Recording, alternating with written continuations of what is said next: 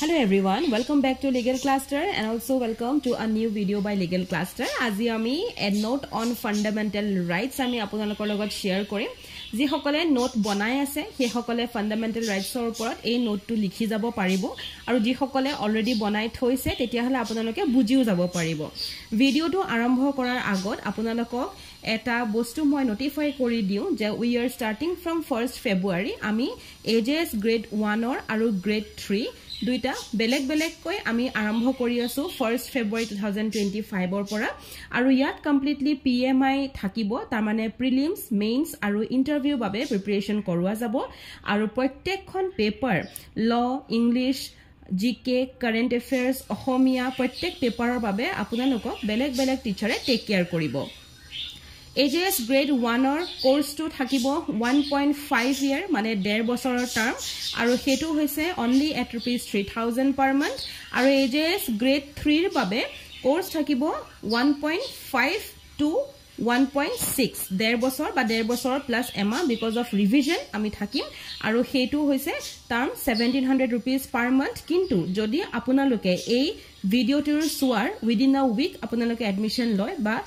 tetia hole apunalokor hetur karone thakibo ₹1500 per month jodi apunalokor yat dekhai thoise 1700 but tetia etu ₹1500 per month hoi jay goi আমি এতিয়া জলি হলেও এতিয়া তো এক সপ্তাহ পুরা বাকি নাই কারণ 1st February পা আমি স্টার্ট কৰি আছো গটিকে উইদিন 4 ডেজ এটু টাৰ্ম গন্তি কৰা হ'ব এতিয়া এডমিশনছৰ কাৰণে আপোনালোকে কন্টাক্ট কৰিব লাগিব এই নম্বৰটো অকল WhatsAppত আপোনালোকে পাব WhatsAppত এই নম্বৰটোত আপোনালোকে হাই আৰু গ্ৰেড টু লিখি পঠিয়াব আমাৰ ফলৰ পৰা আপোনালোকক 24 ঘণ্টাৰ ভিতৰত কল কৰা হ'ব আজিৰ ভিডিওটো হৈছে ফান্ডামেন্টাল ৰাইটছৰ ওপৰত the note will start the fundamental rights are the basic rights guaranteed to all citizens of India by the Constitution of India fundamental rights eta basic right hoy jitu citizen প্ৰত্যেক citizenক দিয়া হৈছে guarantee hisabe aru Indian constitution e dise these rights are enshrined in part 3 ketiaba prelims ot question ahe kintu etu জানিব লগা আৰু মেইনছৰ answer লিখোতে part 2 আপোনালোকে mention কৰিব of the Indian constitution article 12 ৰ পৰা 35 ৰ ভিতৰত এই ফান্ডামেন্টাল ৰাইটছ টো আপোনালোকে দেখা পাব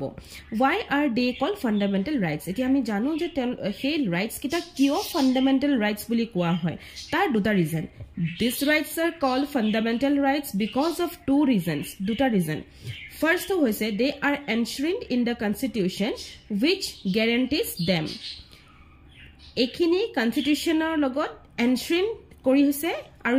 যিখন কনস্টিটিউশনে গ্যাৰান্টি দিছে দে আৰ জাস্টিসিয়েবল মানে এনফোৰ্সেবল বাই কোৰ্টৰ ওচৰত যেটো এনফোৰ্স কৰিব পাৰি in case of a violation a person can approach a court of law যদি fundamental right violate হৈছে তেতিয়া হলে হে মানুহজন court of law মানে কোৰ্টলে তেও এপ্ৰোচ কৰিব পাৰে সেই কাৰণে সেই কেটা ৰাইটক ফান্ডামেন্টাল ৰাইট বুলি কয় এতিয়া এই বস্তুটো এটু কাৰণে দিলু কাৰণ ইন্টাৰভিউ এটা কোৱেশ্চন হয় এটু দ্বিতীয়তে মেইনছত কেতিয়াবা 3-4টা কোৱেশ্চন মিক্স কৰি এটা কোৱেশ্চন বনে গতিকে এনে ধৰণৰ যদি কোৱেশ্চন আহে এট লিষ্ট আপোনালোকে টু দা পইণ্ট বস্তুটো লিখি পেলাই সামৰিব পাৰিব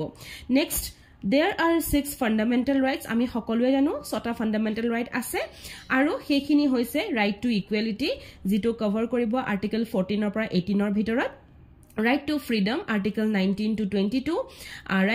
right against exploitation article 23 to 24 right to freedom of religion article 25 to 28 cultural and educational rights article 29 and 30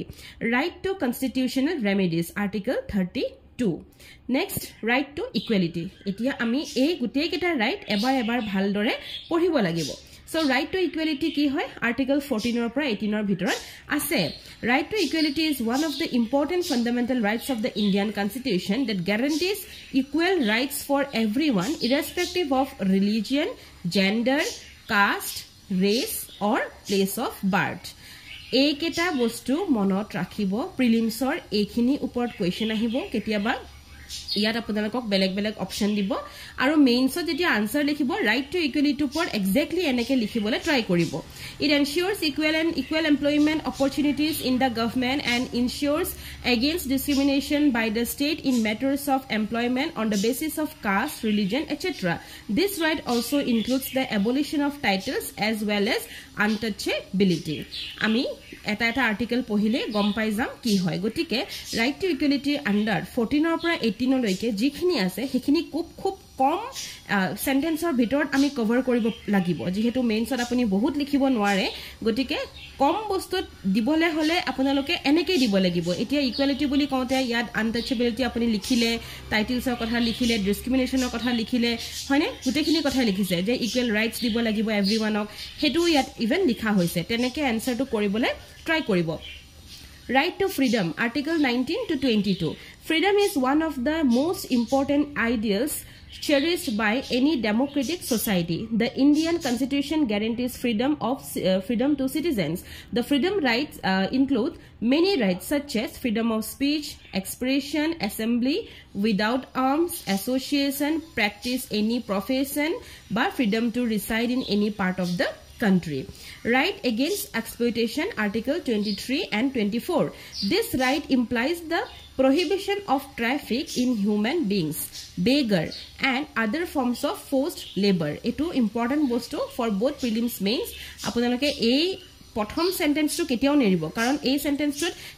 jitu ami koisu trafficking hoine prohibition of trafficking kakak logaise human being, beggar, aru other forms of forced labor. It also implies the prohibition of employment of children. Yatako etu eta extra korise in factories etc. jar karone amar factories ekekhon belek koi ase. The constitution prohibits the employment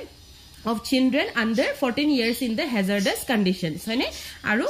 next ahigol right to freedom of religion jitu ase article 25 to 28. This indicates the secular nature of the Indian polities. Etia eta sentence apunalake start kore etia right to freedom includes omuk likhat koi prothomote likhibo je secular nature to amar constitution by Indian polity amar iate dekha pao prothom ami iate dekha pao yar agot jikhini ami pohilu tat ami secular nature er kotha eku poha nai article 14 uthai lok 18 uthai lok 22 uthai lok kotu ami secular nature poha nai kintu secular nature to আছে গতিকে যেতিয়া মেইনছৰ answer কৰিব শব্দৰ use to আটাইতকৈ important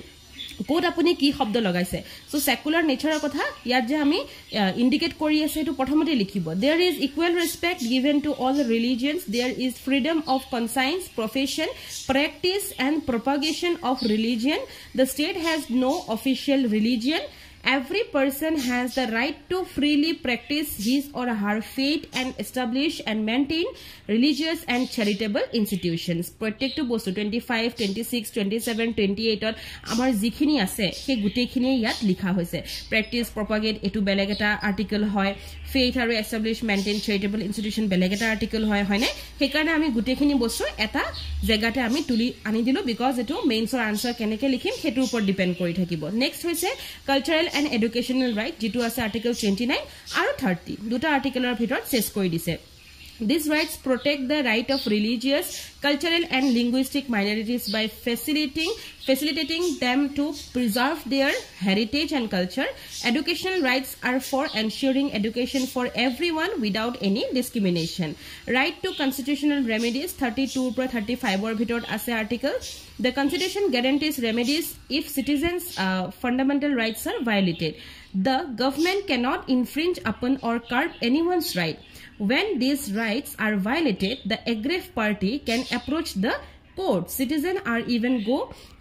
can even go directly to the Supreme Court, which can issue writs for enforcing fundamental rights. Jihetu yat amak Supreme Court or kotha he koise ar 226 ot amak ki kotha koise High Court or kotha koise hoine gotike jihetu yat fundamental rights kotha likhibo dise we will write only about 32 to 35 jot amar Supreme Court or kotha he yat koise. Okay, so that's all about fundamental rights. Thank you for subscribing our YouTube channel aru ji hokole ভিডিওটো চাই ভাল পাইছে like এটা নিদিয়াকৈ না যাব